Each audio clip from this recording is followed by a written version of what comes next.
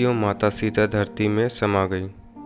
विष्णु के अवतार राम जो अयोध्या नगरी के राजा थे, उनकी पत्नी सीता माता थी। जब सीता माता को 14 साल का वनवास हुआ था, तब लंका के राजा रावण का हरण करके ले गए थे। जो वहां से लौटने के बाद राम भगवान ने उनकी एक परीक्षा ली कि उन्हें अग्नि को पार करना होगा। इस परीक्षा में भी सीता माता पास हो गई। फिर वहां अयोध्या नगरी आ गई और राजा राम अयोध्या के राजा सिंहासन पर बैठ गए। और फिर वहां की जनता ने सीता को रावण के यहाँ रहने वाली एक दासी कहकर विरोध किया, तो राजा राम ने उनको सीता वनवास लगा के घर से निकाली थी और वहाँ ऋषि वाल्मीकि के यहाँ जा बसी।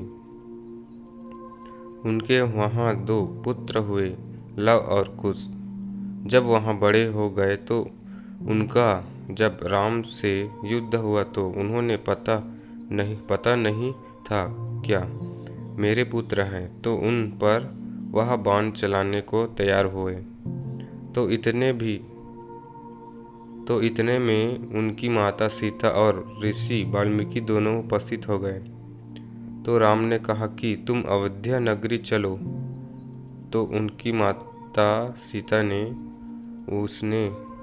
उनसे कहा, मैं अयोध्या नहीं जाऊंगी, यहाँ मेरे 2 पुत्र हैं, इनको आप ले जाइए। और सीता माता ने वहाँ धरती को साक्षी मानकर कहा कि अगर मैं सच्ची राम की पत्नी हो तो मुझे धरती माँ अपनी गोद में ले ले। इतने में धरती माँ ऊपर आई और उसने सीता से कहा, आजा पुत्री, मेरे गोद में सो जा। तो वह उनकी गोद में सो गई और इस तरह से सीता माता धरती में समा गई।